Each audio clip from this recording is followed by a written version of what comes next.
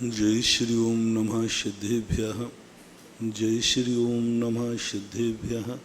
जय श्री ओम नमः सिद्धेभ्यः। सर्वमंगलमांगल्यं सर्वकल्याणकारकं प्रधानं सर्वधर्माणां जैनं जयतु शासनं। जैनं जयतु शासनं। पंच परमेष्टि भगवान की जय। आचार्य श्री गुरुवर कुंद कुंद महाराज की जय। आचार्य श्री गुरुवर विद्यासागर जी महाराज की जय। परम पूज्य निर्यापक श्रवण मुनि श्री सुधा सागर जी महाराज की जय। महान आत्माएं दो प्रकार के होते हैं, एक स्वयं का कल्याण करने वाले और एक सुपर कल्याण करने वाले। जो अपने कल्याण से ही मतलब रखते हैं वे महान तो हैं लेकिन आदर्श नहीं होते। महान आत्माओं को एक विशेषण आदर्श का आता है। तो मैंने इस पर विचार किया कि ये महान आत्माओं में सभी को आदर्श क्यों नहीं कहा गया। सभी आदर्श के रूप में प्रस्तुत क्यों नहीं हुए। क्योंकि उनमें महानता तो थी लेकिन आदर्शता नहीं थी। वे महान तो बने लेकिन उनके चलने से रास्ते नहीं बने। वे महान तो बने लेकिन उनके चलने के बाद उनके पैरों के निशाने नहीं बने। वे महान तो बने लेकिन उन्होंने कभी परोपकार का परिणाम नहीं किया। इसलिए अनंत अनंत महान जीव हो गए लेकिन महान आत्माओं के मंदिर नहीं बनते, उनका कोई नाम नहीं जानता। महान है, वे महानता को प्राप्त हो गए, वो अपने लक्ष्य को प्राप्त हो गए, लेकिन दुनिया से वो अपना अस्तित्व खो चुके हैं। स्वयं का अस्तित्व बनाया है, स्वयं की सत्ता तो उन्होंने स्थापित की है, लेकिन इस दुनिया से वो गायब हो गए। एक वस्तु, एक को छोड़कर एक का स्थान बनाना, इसमें महानता में कोई कमी नहीं आएगी। लेकिन सबसे बड़ा महान वह कहलाता है जहां जा रहा है वहां तो पहुंचेगा ही, जहां से आ रहा है वहां भी पूजेगा। वो जहां पहुंचेगा वहां तो पूजेगा, उस ऊंचाई को छुएगा, लेकिन जहां से आ रहा है वहीं भी पूजेगा। बहुत सारे व्यक्ति जहां रहते हैं उनकी वहां पूजा होती है।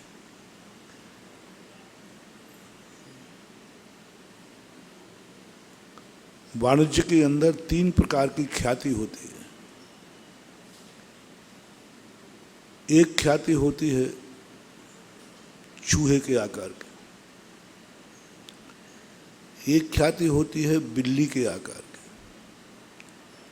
एक ख्याति होती है कुत्ते के आकार की, कुत्ते के स्वभाव की, आकार न कह के स्वभाव। कॉमर्स वालों को ये पढ़ाया जाता है, व्यापारियों को ये पढ़ाया जाता है। कुत्ते के स्वभाव की जो ख्याति होती है वह व्यक्ति के साथ ही चली जाती है। कुत्ता मालिक का अनुकरण करता है, मालिक चला जाता है वह चला जाता है, वो जहां जाएगा वहां अपना प्रभाव जमाएगा, जहां जाएगा वहां अपना प्रभाव जाएगा। जहां मालिक बैठ जाएगा वहीं दुकान चलेगी, जिसमें वो हाथ डाल देगा उसी में प्रॉफिट चालू हो जाएगी। वो कहीं भी बैठ जाए, गली में बैठ जाएगा तो चलेगा, एक चौराहे पे बैठ जाए तो चलेगा। उसको किसी स्थान की ज़रूरत नहीं होती, उसे किसी काल की ज़रूरत नहीं होती, उसे बाजार की ज़रूरत नहीं होती। उसका व्यक्तित्व इतना महान होता है कि वो जहाँ जाता है वहीं उसका, और जहाँ से उठ जाता है वहाँ सब खत्म हो जाता है, कुछ भी नहीं रहता। ऐसे कितनी दुकानें होती हैं कि कल दूसरे सेठ बैठा था, बहुत अच्छा चल रहा था, वो दूसरे को बेच के गया तो वो दिवालिया हो गया, चला ही नहीं। यानी उस दुकान की एनर्जी नहीं थी, उस भूमि की एनर्जी नहीं थी, उस चौराहे की एनर्जी नहीं थी, वह उस व्यक्ति का पुण्य था, वो उसके साथ चला जाता है। बहुतायत ऐसा ही होता है। दुनिया में जितनी भी इज्जतें हैं, ख्याति हैं, चाहे परिवार की हो, चाहे साधु संघों की हो, चाहे देश की हो, व्यक्ति के साथ ही ख्याति चली जाती है। चक्रवर्ती की ख्याति चक्रवर्ती के साथ चली जाती है। बेटों को कुछ नहीं मिलता, कुछ भी नहीं मिलता। पर अक्षय निधियों में से एक निधि नहीं मिलती, 14 रत्नों में से एक रत्न नहीं मिलता, कुछ नहीं, सब कुछ खत्म हो जाता है। चक्री, अर्धचक्री, नारायण, पृथ्वीनारायण, 63 सलाका पुरुषों में तीर्थंकर को छोड़ करके बाकी सब की ख्याति स्वान के समान उनके साथ जाती है। वो जहां पहुंचेंगे वहां उनकी ख्याति होगी। आप व्यापार धंधे में भी देखते हैं, परिवार में भी देखते हैं, एक व्यक्ति जाते ही पता नहीं क्या हो जाता है, सब कुछ खत्म हो जाता है। एक व्यक्ति था तो सब कुछ था, और वो व्यक्ति चला गया तो सब कुछ खत्म हो जाता है, सब कुछ खत्म हो जाता है। दूसरी ख्याति होती है बिल्ली के स्वभाव की, जो स्थिर नहीं होती। बिल्ली का कोई घर नहीं होता। बिल्ली, कुत्ता हमेशा एक घर में वफादार होता है, वो उसी घर में रहता है। बिल्ली कभी एक घर में रह ही नहीं सकती। बिल्ली के स्वभाव की ख्याति अस्थिर होती है। कभी व्यक्ति इज्जत में आकाश के ऊपर उठ जाएगा और वही व्यक्ति अपनी जिंदगी में धूल में मिल जाएगा। कभी लाखों करोड़ों से खेलेगा और कभी कौड़ी के लिए तरसेगा। कभी इज्जत, बहुत बड़ी इज्जत होगी, कहो फिर इतनी बेइज्जती हो जाए कि परिवार का व्यक्ति भी उसकी इज्जत न करे। ये बिल्ली के स्वभाव की ख्याति है। इसे अपन पुण्य मान सकते हैं। हमारी सैद्धांतिक भाषा में पुण्य कहते हैं, उसी के साथ पुण्य जाता है। और पुण्य आयस्तर, अनवस्थित जिसे कहते हैं, ऐसे लोगों की संख्या पहले की अपेक्षा कम है, लेकिन बहुत है। जिंदगी के उतार चढ़ाव बहुत लोगों के जीवन में आते हैं। परिणामों को भी आप देख लीजिए, 90% परिणाम बिल्ली के स्वभाव के होते हैं। बिल्ली किसी एक घर में नहीं टिकती। तुम्हारा मन भी एक, कभी इतना अच्छा मन लगेगा कि केवल ज्ञान होता हो तो केवल ज्ञान हो जाए, और कभी ऐसा मन बिगड़ेगा कि 8वां भी नरक हो तो अनवस्थित है। मन अनवस्थित है, एक साथ नहीं है। अपनी सब कुछ क्रियाएं देखना। बिल्ली के स्वभाव का पुण्य है, बिल्ली के स्वभाव की ख्याति है, बिल्ली के स्वभाव के साथ आज दुनिया जी रही है।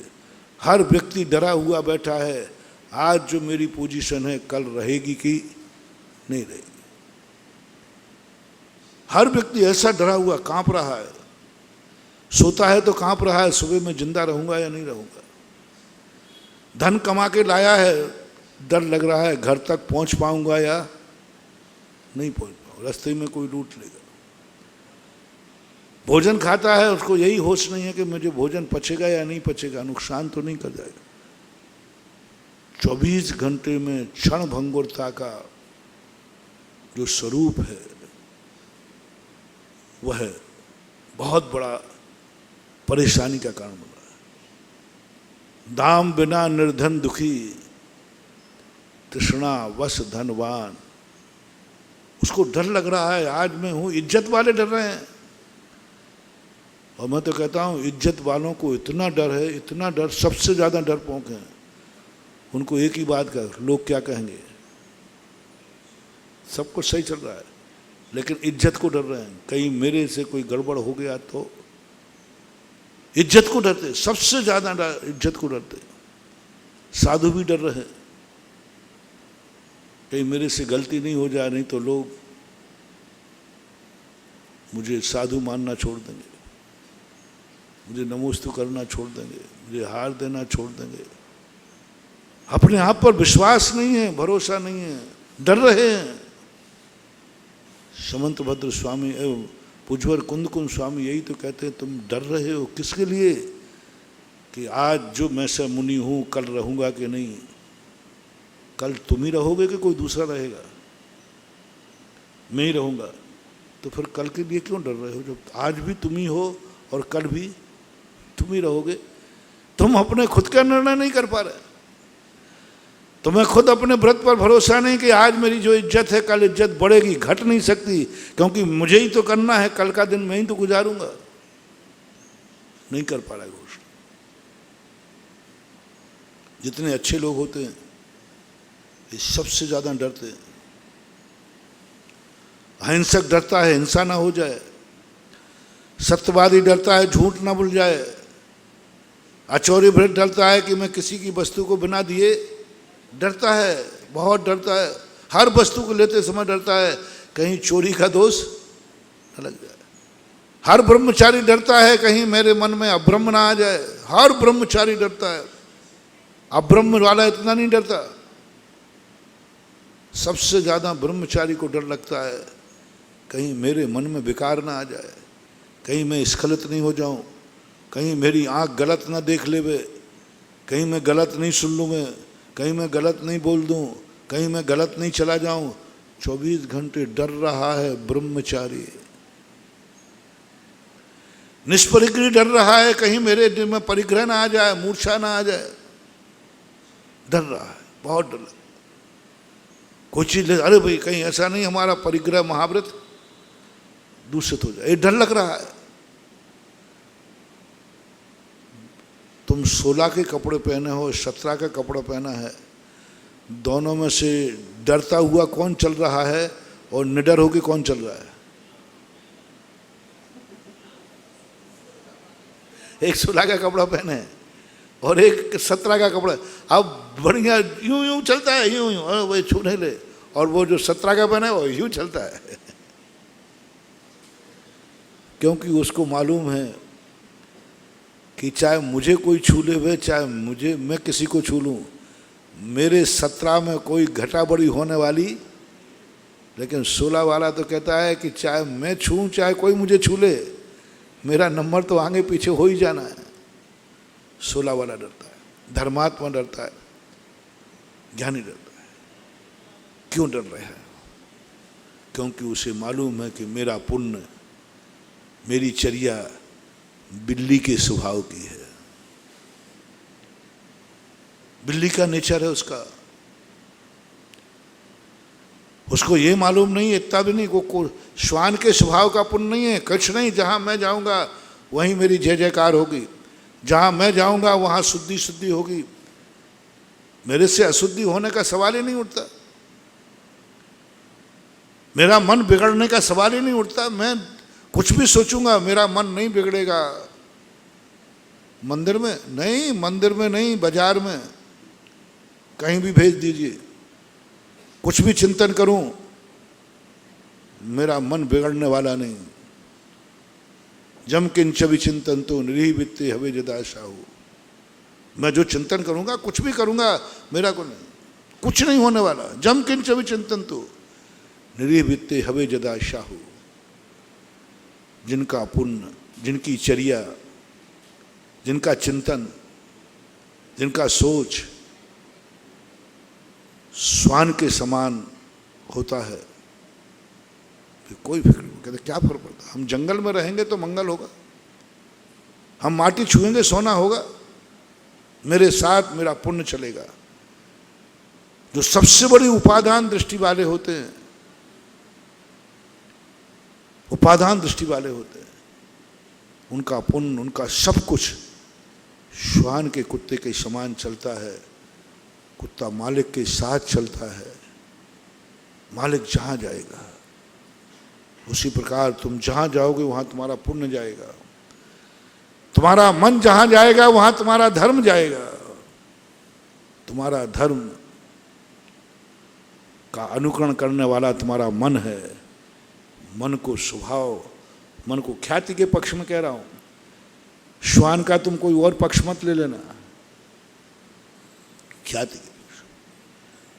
हमारा मन श्वान के समान है, धर्म का अनुकरण करेगा। जहां मेरा मालिक, जहां मेरा स्वामी, जहां मेरा ज्ञान, जहां मेरा दर्शन, जहां मेरी आत्मा जाएगी मन वही जाएगा।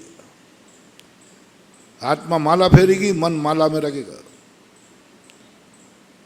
आत्मा मंदिर जाएगी, मंदिर में लगेगी। जहां मेरी आत्मा चाहेगी मैं वहीं जाऊंगा, वहां नहीं जाऊंगा जहां मेरी आत्मा नहीं जाती। ये बहुत बड़े महा धर्मात्मा कहलाते हैं जो ये घोषणा कर सकते हैं, मुझे किसी क्षेत्र की जरूरत नहीं है धर्म करने के लिए। कोई भी क्षेत्र होगा, कहीं भी होगा, भवने वने वा, भवन हो या वन हो, जहां मैं हूं वहां मेरा धर्म है। मेरा मन कभी नहीं बिगड़ेगा, मन में जो आया है वही धर्म हो जाएगा। अधर्म भी आएगा तो धर्म हो जाएगा, चिंता मत करो। उनका मन पारस पत्थर हो जाता है, उनका मन इतना पावन हो जाता है, कोई फर्क नहीं पड़ता। मेरे मन में जो बात आएगी वही धर्म संज्ञा को प्राप्त होगी, क्योंकि मेरा मन धर्मात्मा है। मेरा मन क्या है? धर्मात्मा है। मेरा मन धर्मात्मा है, कह दिया ना। तो तुम्हारे मन में कोई खोटी बात है, आने दो ना, कोई फर्क नहीं पड़ता। खोटी भी आएगी तो चोखी हो जाएगी, लोहा भी आएगा तो सोना हो जाएगा। मेरा मन पारस पत्थर है। कैसे हैं वो महामुनिराज, कैसी हैं जो महान आत्माएं, किनको लेकर के उज्ज्वल नेमीचंद महाराज ने ये बहुत रिक्सी घोषणा की थी। ऐसा किसी और अन्य आचार्य ने नहीं किया। कुंदकुंद भगवान भी ये घोषणा नहीं कर पाया।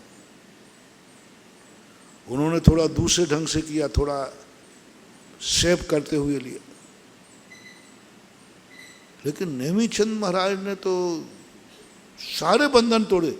जम किंच विचिंतन तो निरीह वित्ते हवे जदा साहू।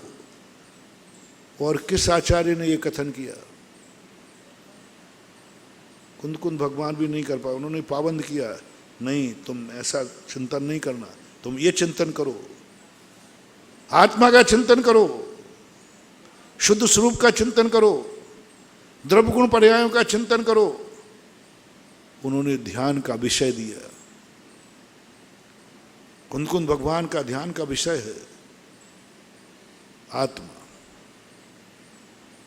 आत्मा का ध्यान करो, इधर उधर मत भटको, अप्पा अप्पा में रहो।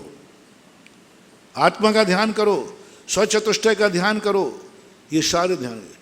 लेकिन नेमीचंद महाराज ने क्या कह दिया? पहले तो उन्होंने भी ध्यान के विषय बताए, लेकिन जब मुनि की बारी आई तो उन्होंने कहा, मुनि की इसी के बाद कहा है, दंसन नान समग्गम मग्गम मोक्षस हो चारितम साध यदि निशुद्धम सो साहु नमो तस्य। पहले मुनि की परिभाषा बनाई। हाँ, सब एरा खेरा मुनि महाराज नहीं चल जाए। दंसन नान समग्गम, जिन्होंने दर्शन ज्ञान की समग्रता को प्राप्त कर लिया है, पूर्णता को प्राप्त कर, विकलांग नहीं, जिनका सम्यक दर्शन ज्ञान चारज समग्रता को प्राप्त हो गया। जो हो चारित्रम साध यदि निच शुद्धम। रत्नत्रय से रत्नत्रय को नहीं साधते हैं। दंसन नान समग्गम मग्गम मोक्षस हो चारित्रम साध यदि निच शुद्धम। रत्नत्रय को नहीं साध रहे हैं वो, रत्नत्रय तो साधन है। उस रत्नत्रय से जो सिद्ध को शुद्ध को साध रहा है वो मुनि है, रत्नत्रयधारी मुनि नहीं।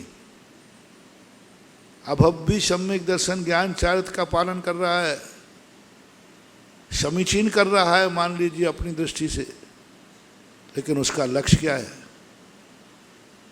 सद्यदि पत्यदि रोचेदि पुणो फासेदि, पर लक्ष्य क्या है?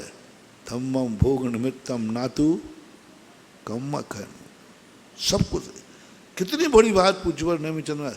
शाद यदि निशुद्धम, यदि तुम्हारा व्यवहार निश्चय को साधता है तो वो व्यवहार है, अन्यथा व्यवहाराभास।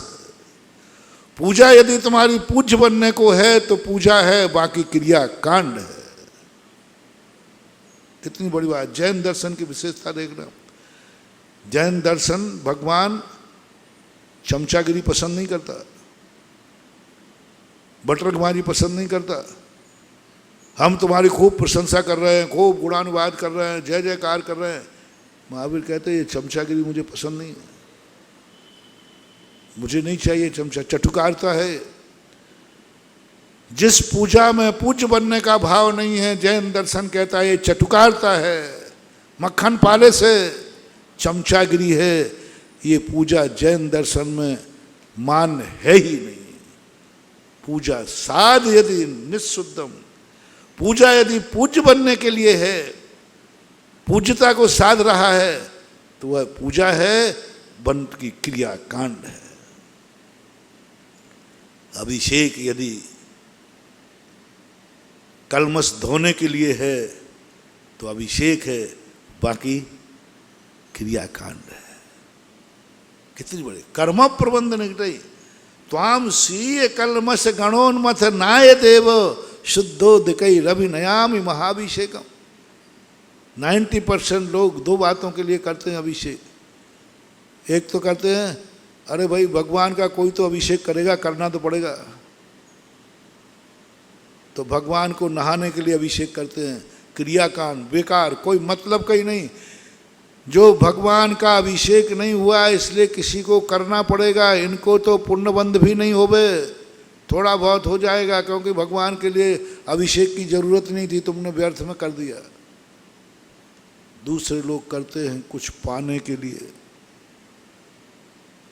अपने मन वचन काय को और कलुषित करने के लिए, हिंसा में सफलता पाने के लिए, झूठ में सफलता पाने के लिए, चोरी में स्मगलर में सफलता पाने के लिए, इंद्रियों के विषयों में सफलता पाने के लिए, परिग्रह में वृद्धि करने के लिए, 5 पापों को वृद्धि करने के लिए कई लोग अभिषेक पूजन करते हैं।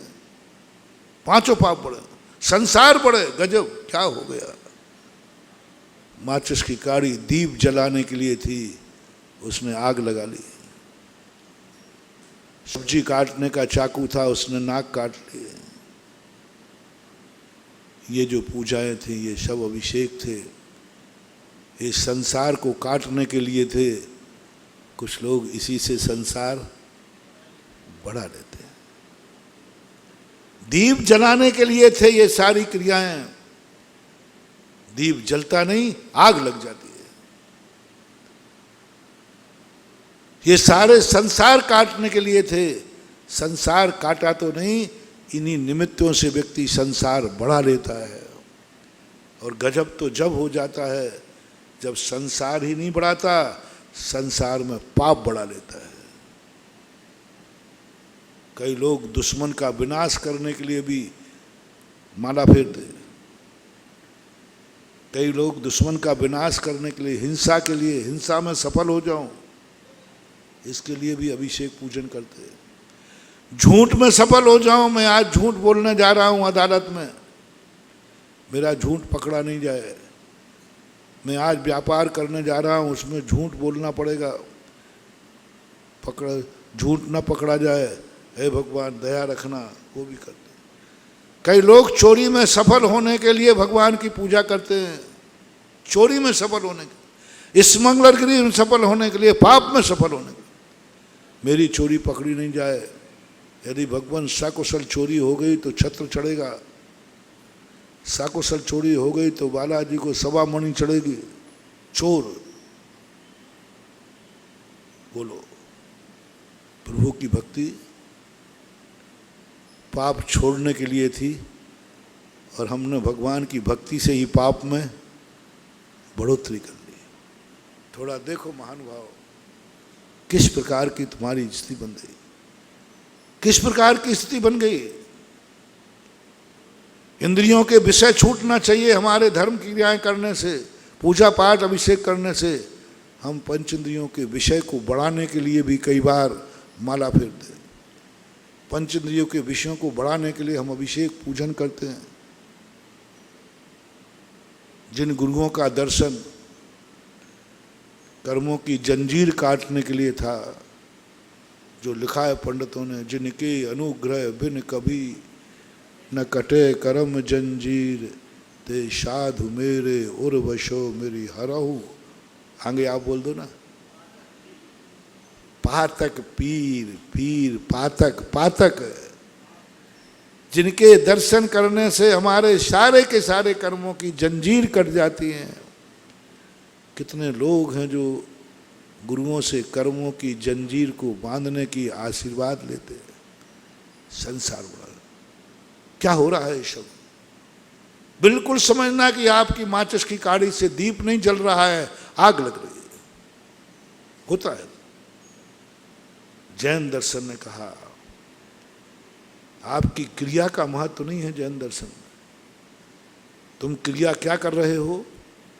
जैन दर्शन में योग का महत्व नहीं है, उपयोग का महत्व है। मोक्ष मार्ग की बात कर रहा हूं। मोक्ष मार्ग में योग का महत्व नहीं है, उपयोग का महत्व है। और उपयोग तुम क्या कर रहे हो हम ये नहीं पूछना चाहते हैं। हम इतना पूछना चाहते तुम किस लिए कर रहे हो, बस इतनी सी तो बात है। क्या कर रहे हो इसमें हेरा फेरी चल जाएगी। क्या हो रहा है हेरा फेरी चल जाएगी। जम किंच विचिंतन, तो तुम क्या चिंतन कर रहे हो ये हिसाब नहीं पूछ रहा हूं मैं। आप किस लिए चिंतन कर रहे हो। मैं मुनि तो बन गया, कठोर मुनि बन गया। जैन दर्शन मुनि पर से प्रभावित नहीं होता। ऐसे ऐसे मुनियों को 2 मिनट में बाहर फेंक दिया। मासोपवास करना तन को सुखाना, आताप नादि तपना वनवास जाना, सिद्धांत का मनन मौन सदा निभाना। आगे का शब्द बहुत बेकार है। अभी कितनी प्रशंसा है।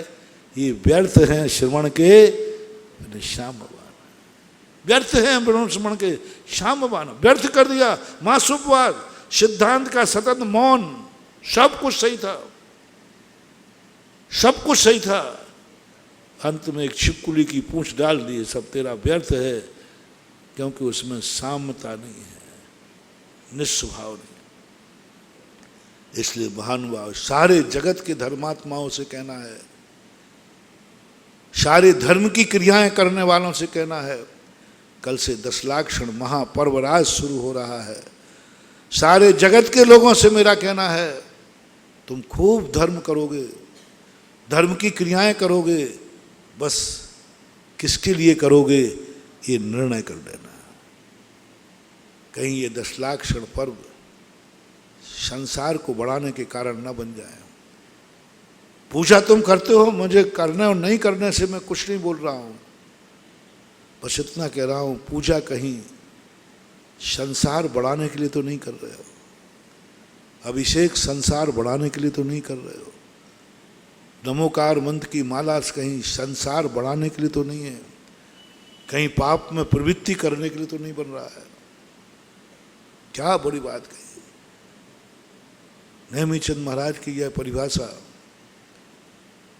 बहुत बहुत सरल और सीधी है।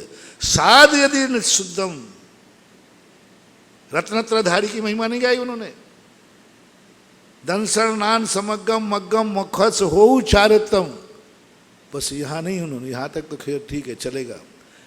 जो ये रत्नत्रय जो शुद्ध को साधने के लिए करता है, ते साधु नमो नित्यम, ऐसे साधुओं को मैं नमस्कार करता हूं। ऐसा साधु बनने के बाद फिर कहा कि यदि तुम्हारा लक्ष्य क्या है, शुद्ध को साधना, बस इतना सा पूछा, क्या साध रहे हो? वो शुद्ध को।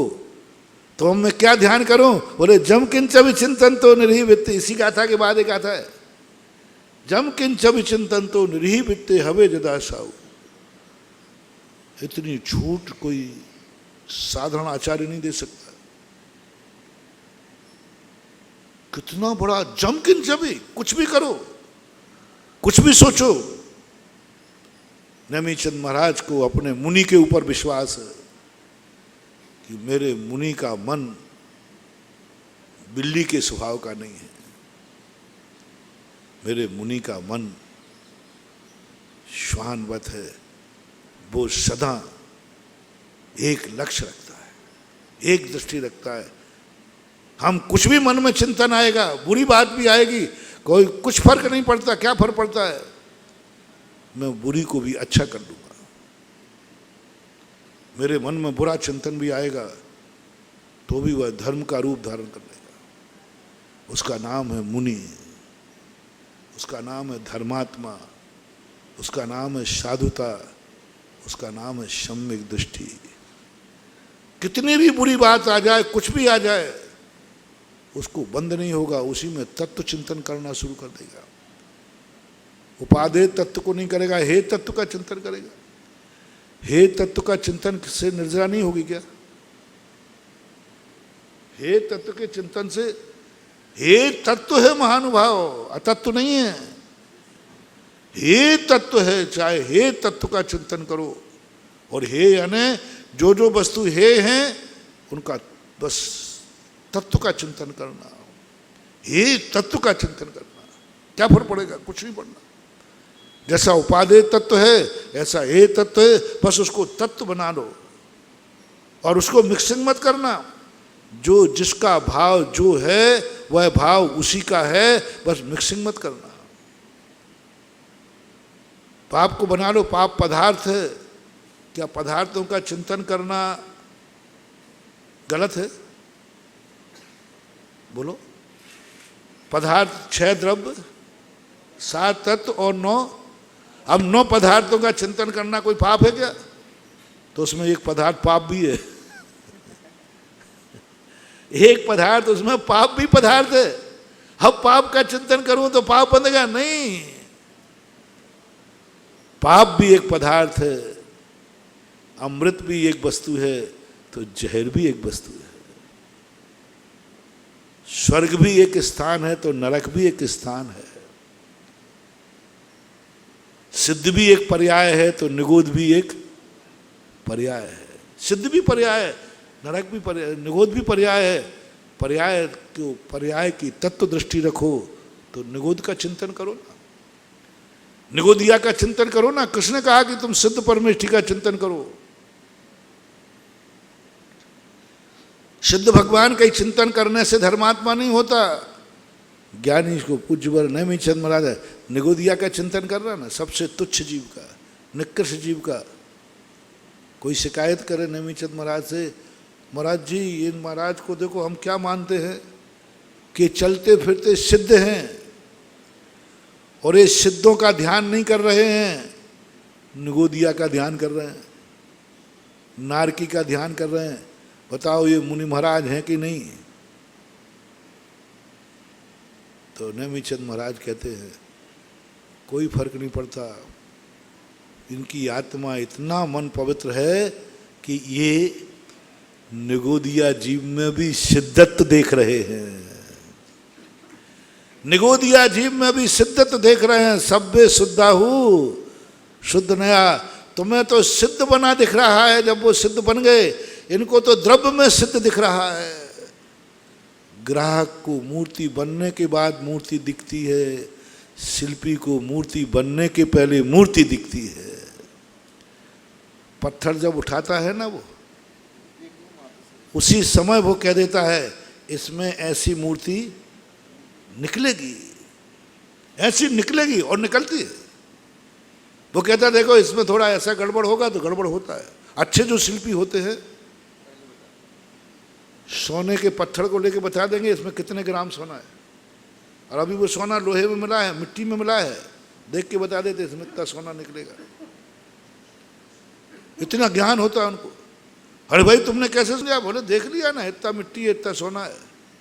यदि ये ज्ञान उनको नहीं हो तो वे तो लुट जाएंगे, क्योंकि माल तो कच्चे ही खरीदना पड़ता है, और कच्चे माल में पक्के माल का निर्णय, इसका नाम है सम्यक दृष्टि, इसका नाम है सम्यक ज्ञानी, इसका नाम है सम्यक चारित्र, इसका नाम है नेमीचंद महाराज के मुनिराज।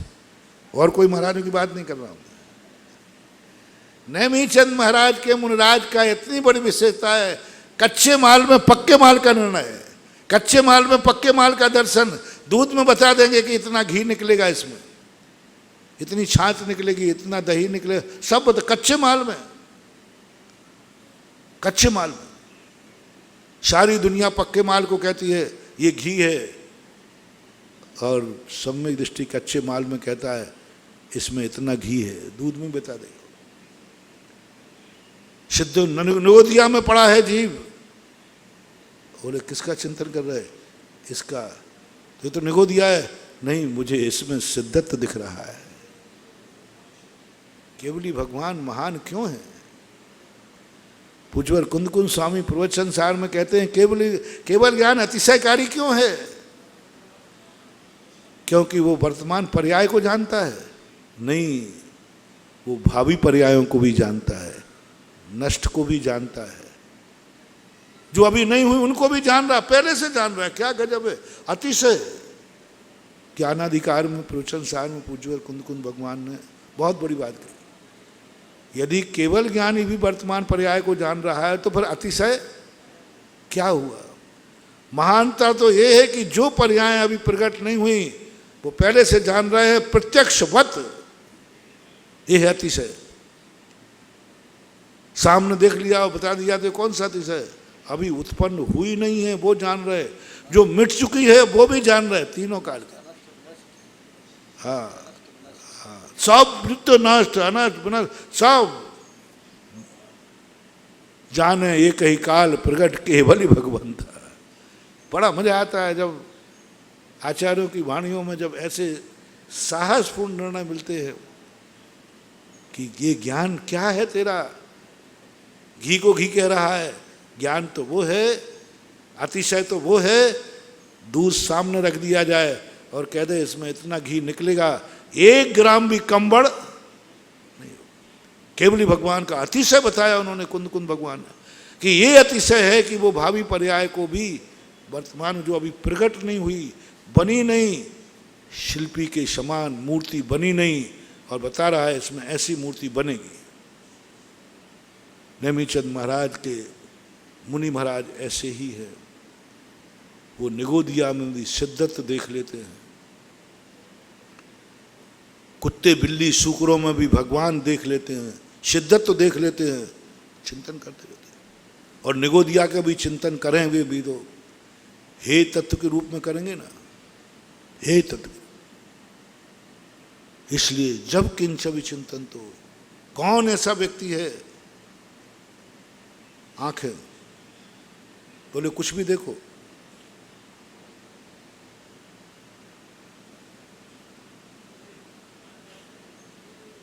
आंखों में कुछ भी देखो। उनका नेमीचंद महाराज कहते कि मुनि महाराज को उन्होंने ये नहीं कहा तुम ये देखना ये नहीं देखना, उन्होंने कहा तू जो देखना देख।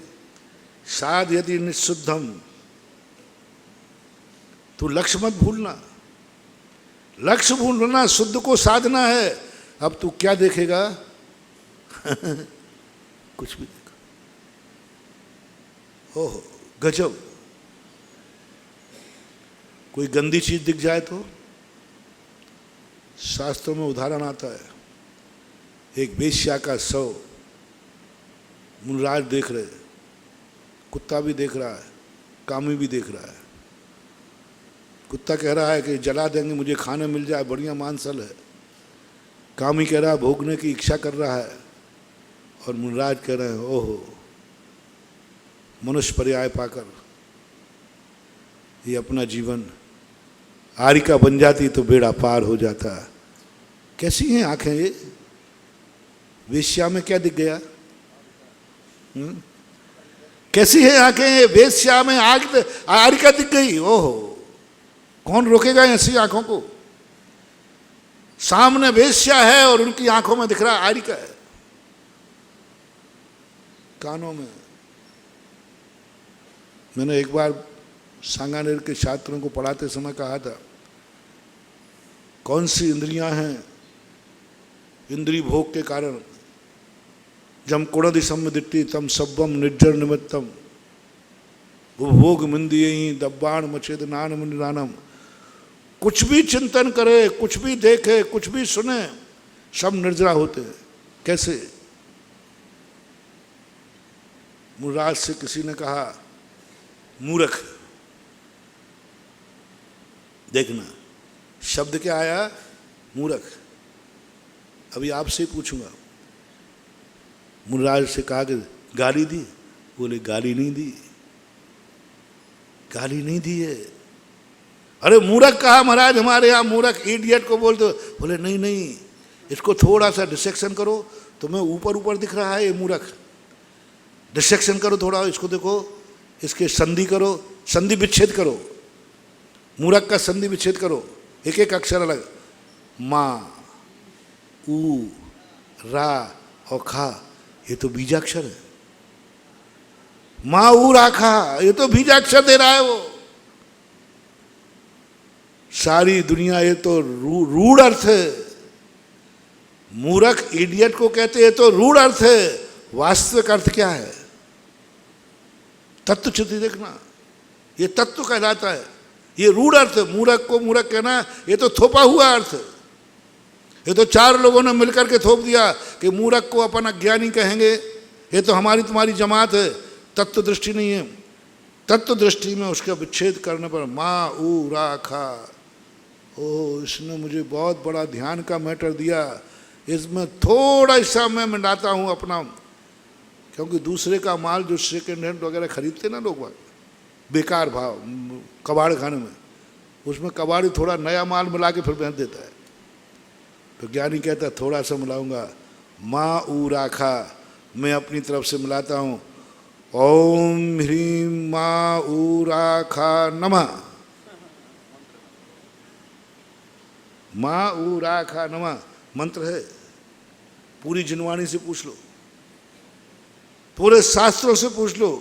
माँ ऊ राखा ये बीजाक्षर है, बस उसमें ओम ह्रीम लगा दिया और अंत में नमस्कार कर लिया। उसने मूर्ख कहा, हमारे कानों ने मंत्र बना दिया। नेमीचंद महाराज कहते कुछ भी सुन, तू जो कुछ सुनेगा वही सब मंत्र बन जाएगा। जो कुछ भी तू बोलेगा, साध यदि निःशुद्धम। ओहो, लक्ष्य को ध्यान रखना। तू क्या साध रहा है? नित्य को साध रहा है। क्या साध रहा है? सत्य को साध रहा है। वाणी पे आ गया ना। मैं मौन रहूं कि बोलूं, मौन रहूं कि बोलूं। उनका तेरी इच्छा क्या है? अच्छा है कि मौन रहे। माँ मुझ्जय, माँ रज्जय, माँ दुस्सय ठिठरद, नहीं थोड़ा बोलने का मन कर रहा है। साध यदि निःशुद्धम, सत्य को नहीं भूलना, सत्य को मत भूलना। मेरा लक्ष्य है जब भी मैं बोलूंगा, क्या नियम लिया है तुमने? जब भी बोलना नहीं है, जब भी मैं बोलूंगा तो क्या बोलूंगा? सत्य बोलूंगा। ये लक्ष्य ध्यान है, ये संकल्प ध्यान है बस। तो फिर यही तो पूछ रहा हूं, मैं क्या बोलूं जिससे सत्य व्रत में दोष ना लगे। उसने कहा सत्य व्रत तुझे याद तो है कि तुझे सत्य बोलना है। फिर नेमीचंद महाराज कहते कुछ भी बोल, कुछ भी बोल, जो जो जो तुझे बोलना है वो बोल। ये भी कहा मां जंप है, लेकिन ये भी कहा कुछ भी बोल। बोले मैं कुछ भी बोल दूं तो? बोले तू चिंता मत कर, सत्य को साधना है। तू जो बोलेगा वह सत्य होगा। यदि मेरे से चूक हो गई, पूनम को अमावस्या कह दिया तो तेरी दृष्टि किस पे है? तेरा लक्ष्य क्या है? बोलते समय तुझे ध्यान था कि मुझे सत्य बोलना है, पूरा ध्यान था, पूरा ध्यान था कि मुझे सत्य बोलना है, लेकिन वो असत्य निकल गया। नेमिचंद कहते घबरा मत, तेरी दृष्टि में सत्य बोलना है तो कुछ भी निकल जाए वो सत्य होगा। मुनियों के वचन न झूठे हों, जो कुछ मुख से बस साध यदि सत्यम, तुम सत्य को साधना, बोलो जो कुछ बोलना है, निकलने दो जो कुछ निकल रहा है। कहाँ चतुर्मास करोगे? बोले तुझे जहां करना है।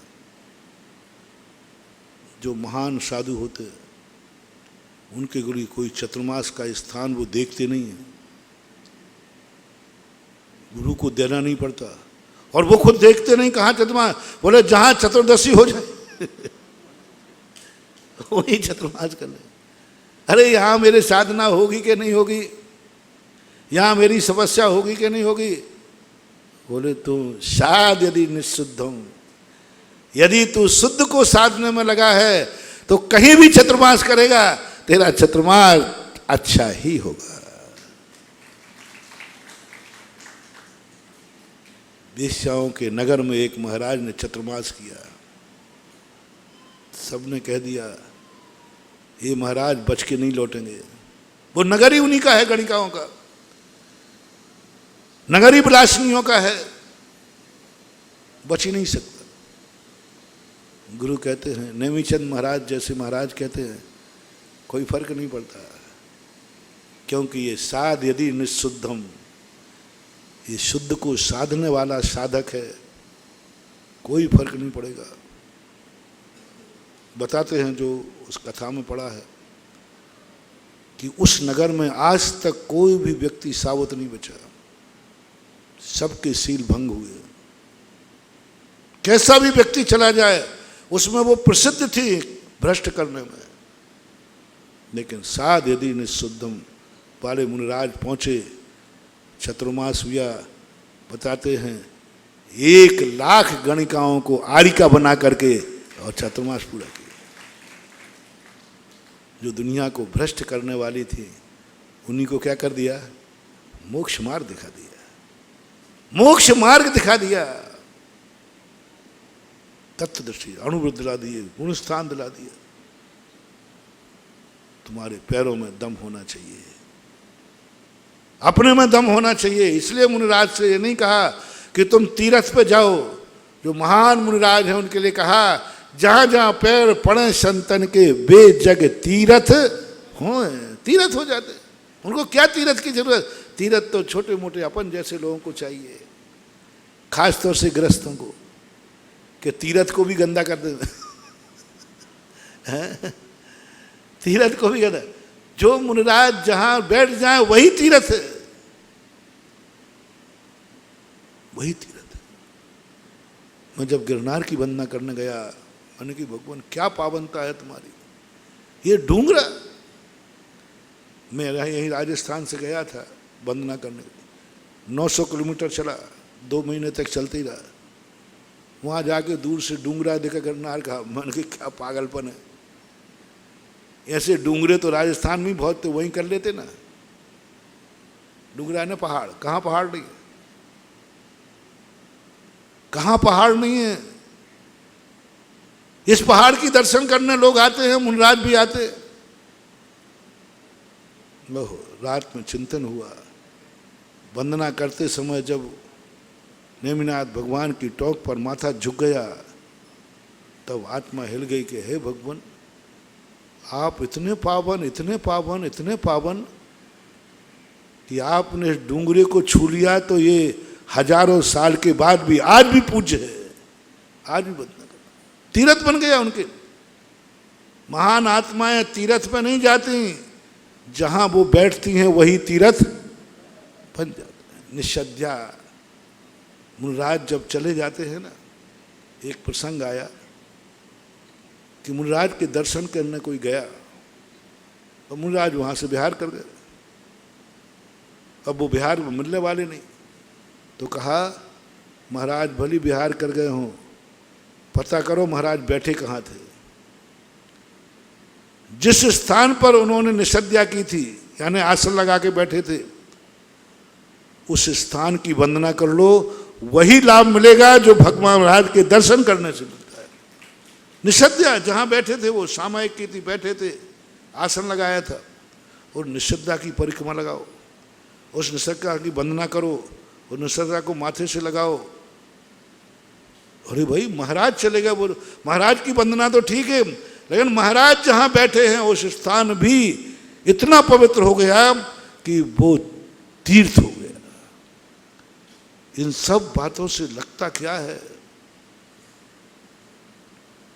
इन बातों से लगता है कि हमारा पुण्य, हमारी चर्या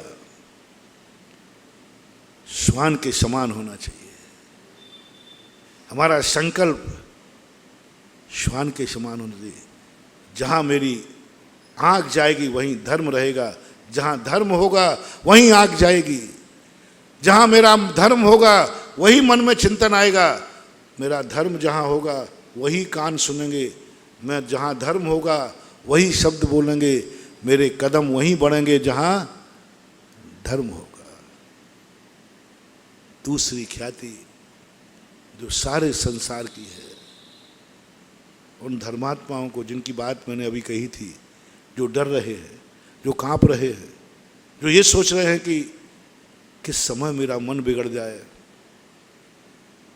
किस समय मेरी चर्या सदोष हो जाए, आज मैं धर्मात्मा हूँ कल रहूँगा कि नहीं, आज मेरा माला फेरने में मन लग रहा है, शाम को लगेगा कि नहीं लगेगा। ये बिल्ली के स्वभाव का पुण्य है, बिल्ली के स्वभाव का चारित्र है, बिल्ली के स्वभाव का सम्यक दर्शन है, बिल्ली के स्वभाव का ज्ञान है, अनवस्थित सम्यक दर्शन। एक अंतर्मुहूर्त का सम्यक दर्शन हो गया, दूसरे अंतर्मुहूर्त में छूट के मिथ्यात्व में चला गया, अनवस्थित बिल्ली के स्वभाव का। एक मुनि बन गया, भ्रष्ट हो गया, ज्ञान प्राप्त कर लिया, भूल गया, रटा था, बड़ी अच्छे से रट लिया था, बिल्ली के स्वभाव का ज्ञान आज पूरा याद है, पता नहीं कल याद रहेगा कि नहीं रहेगा। बिल्ली के स्वभाव चारित्र, आज अच्छी चर्या है, कल रहेगी कि नहीं रहेगी, आज बुरी चर्या है, कल अच्छी भी हो सकती है। अस्थिरता ज्ञान में, दर्शन में, चारित्र में, हर चीज में अस्थिरता होती है। आपका समय हो गया, कल से 10 लाख क्षण पर्व लग रहे हैं, और 10 लाख क्षण पर्व के लिए बहुत विचार करना है, बहुत सोचना है। अब तो शायद बाहर तो आवाज़ पहुंच नहीं पाएगी, लेकिन आप लोगों को जो यहाँ रहने वाले हैं, वे तो कम से कम अपनी चर्या को ऐसा बनाएं कि 10 लाख क्षण पर्व के बाद भी यह धर्म तुम्हारे साथ जावे। आज जो माला फेरी वो माला जिंदगी भर फिरे, जन्म जन्म तक फिरे। आज जो दर्शन किया वो भगवान का दर्शन जन्म जन्म तक ले। इसलिए जितने भी जैन दर्शन में गए, पाया न मोक्ष पद जो लो, बस हमारा धर्म अपने साध तक पहुंचाने को साथ दे जाए, हमारा चिंतन मोक्ष तक साथ दे, मेरा सोच मोक्ष तक साथ दे, मेरा ज्ञान मोक्ष तक साथ दे, मेरा चारित्र मोक्ष साथ दे। ऐसा यदि अपने मन में दृढ़ संकल्प हो गया तो हमारी वर्तमान के पर्व मनाना, हर साल आते हैं, 10 दिन के लिए आते हैं, और 11वें के दिन सब चले जाते हैं। कुछ ऐसा करो कि कुछ स्थायी हो, थोड़ा करो, बस भगवान से भगवान आज तेरे दर्शन में आनंद आया है, बस मैं कुछ नहीं चाहता हूँ, यह दर्शन स्थायी हो जाए, बस यह दर्शन स्थायी हो जाए। आज पूजा में मन लगा है, बस पैक करो। वहाँ कंप्यूटर में कहते हैं ना, पैक कर दूँ, क्या बोलते हैं, लॉक कर दो, लॉक कर दो, देखो अब थोड़ा सुनी सुनाई बातें कितने बोल पाऊंगा मैं, लॉक कर दूं? वो पूछता है, वो कोई बता दे ना, करोड़पति वगैरह बता दे, तो वो पूछा देखो भाई आपने प्रश्न बता दिया, बोले हाँ, किसी से पूछना है, गुरु से पूछना हो तो पूछ लो, अपने यहाँ भी भाषा बोलो। वो पूछता आप पक्का है, किसी की सलाह लेना है क्या, तुम्हारा भी पक्का है, गुरु से पूछना है क्या, सब लॉक करूं? बस हमारी पूजा लॉक हो जाए, बड़ा आनंद आया है। बस ये जीवन में कभी छूटे नहीं, हमारा मुनिपद लॉक हो जाए, हमारी सामायिक लॉक हो जाए। मुझे सामायिक में इतना आनंद आया है, बस यह सामायिक स्थायी हो जाए। सामायिक तो अपन ने बहुत बार की है, लेकिन सामायिक स्थायी, सम्यक दर्शन भी असंख्यात बार प्राप्त किया है, वो सम्यक दर्शन स्थायी हो जाए, ज्ञान स्थायी, चारित्र स्थायी। जो क्रिया अपन कर रहे हैं धर्म की, उसमें इस 10 लाख क्षण पर्व के अंदर इस बार कुछ नया कुछ करना है। धर्म ही नहीं करना, धर्म को स्थायी करना है। धर्म तो अपन हर साल करते हैं ना, उत्तम क्षमा तो अपन हर साल मनाते हैं ना, इस बार की उत्तम क्षमा ऐसी हो, आहा, स्थायी हो जाए, बस स्थायी हो जाए, फिर क्रोध का स्थान ही नहीं रहे। क्षमा एक बार प्रवेश कर गई, अब क्षमा ही रहेगी, क्रोध नहीं रहेगा। जिसका निष्कासन हो गया उसकी पुनरावृत्ति नहीं, और जिसका प्रवेश हो गया उसका निष्कासन नहीं। क्रोध निकाल दिया तो क्रोध निकलेगा, और क्षमा को प्रवेश दिया है तो क्षमा आएगी। महावीर भगवान की जय।